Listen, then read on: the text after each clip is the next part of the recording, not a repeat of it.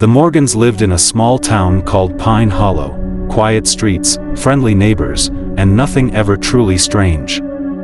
Their house sat at the end of a curved lane, surrounded by tall pine trees that swayed like watchmen when the wind blew. Inside that house lived Daniel Morgan, 12 years old, quiet, polite, and unusually thoughtful for his age. His parents, Laura and Mark, adored him. He wasn't loud or troublesome. But lately, he had started walking at night.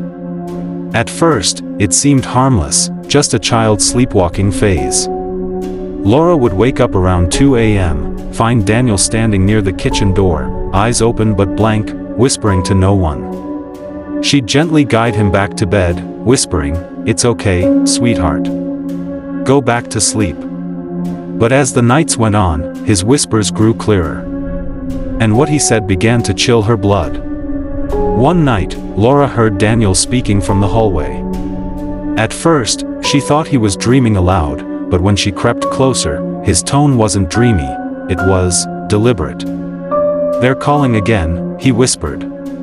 "Who's calling, Danny?" Laura asked softly. Daniel didn't answer. He tilted his head slightly, as if listening to someone invisible. Then he murmured, "The ones from the basement." Laura froze.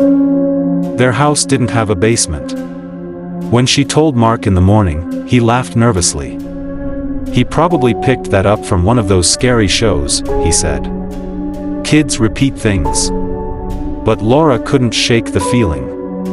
There was no TV on that night. No show. No noise at all, except Daniel's whisper. A few days later, strange sounds began to echo through the house after midnight, scratching beneath the floorboards. Sometimes it sounded like tiny fingernails. Other times, like someone dragging a chair slowly across wood. Mark checked under the house. Nothing. Just dirt, pipes, and a few spider webs. But the next morning, Laura noticed Daniel's bare feet were covered in mud. She asked, "Danny, did you go outside last night?" He blinked, confused. "No. I don't think so." His eyes darted toward the floor as he spoke, almost like he was hiding something. That night, Mark installed a small motion camera in the hallway. If Daniel was walking again, they'd see it. At 2:17 a.m., the alarm went off, motion detected. Mark and Laura watched from their phone as Daniel walked down the hallway again, his eyes wide open, face blank. But what made their skin crawl wasn't the sleepwalking. It was the small shadow that followed him, not touching, but moving a second behind him, mimicking his steps. There was no one else in the house. Daniel walked straight to the old pantry door. Then he began to scratch at the wall inside, whispering, "I'll dig you out soon." The camera glitched. The lights flickered. When it came back, Daniel was gone. They rushed from their room. They found him standing in the pantry, both hands pressed to the wall, his nails bleeding. When they called his name, he turned slowly, smiled faintly, and said, "She's almost awake." The next morning, Mark decided to check behind the pantry wall. He expected nothing. Maybe a rat, some wiring. But when he removed the old wooden panel, he found a small hidden door, painted over, almost invisible. It led to a narrow stairway descending underground. So there was a basement after all. The air smelled old, like wet dirt and rusted metal. At the bottom stood an empty metal bed frame and a single doll, half buried in dust. Its glass eyes reflected the flashlight. Mark turned to Laura. Why didn't the house record say anything about this? Before she could answer, Daniel appeared at the top of the stairs, eyes wide and shining. He said in a flat voice, "She doesn't like you being down there." That day, Laura drove to the county archive. She learned the house once belonged to a couple, the Harpers, who had a daughter named Evelyn. Evelyn vanished without a trace 30 years ago. The police assumed she'd been kidnapped. But neighbors whispered something else. That the parents locked her in the basement because she talked to shadows. No one ever proved it.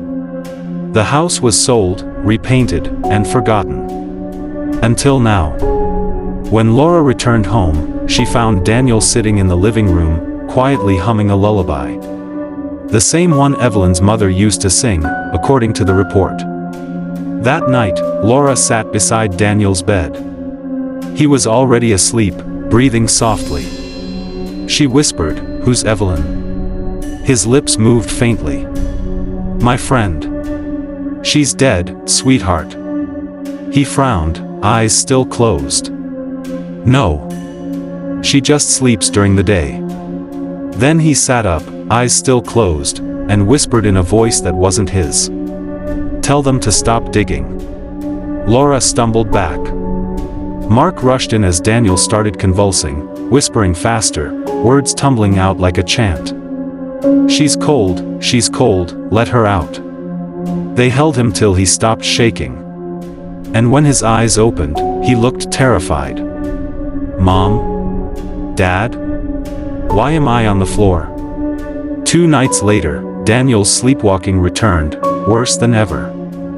He walked down to the basement again, but this time, Laura followed quietly. He knelt beside the rusted bed frame, whispering. She said, "I must tell the truth." "What truth, Danny?" Laura whispered. Daniel's voice changed, softer, broken. She said, "I brought her here." Laura froze. "What do you mean?" Daniel began to cry. "I didn't mean to. She followed me from the woods that night. She said she was lonely. I thought she was just a dream." Laura's voice shook. "What woods?" He pointed to the small window at the top of the basement wall, toward the forest behind their home. "She said she used to live here.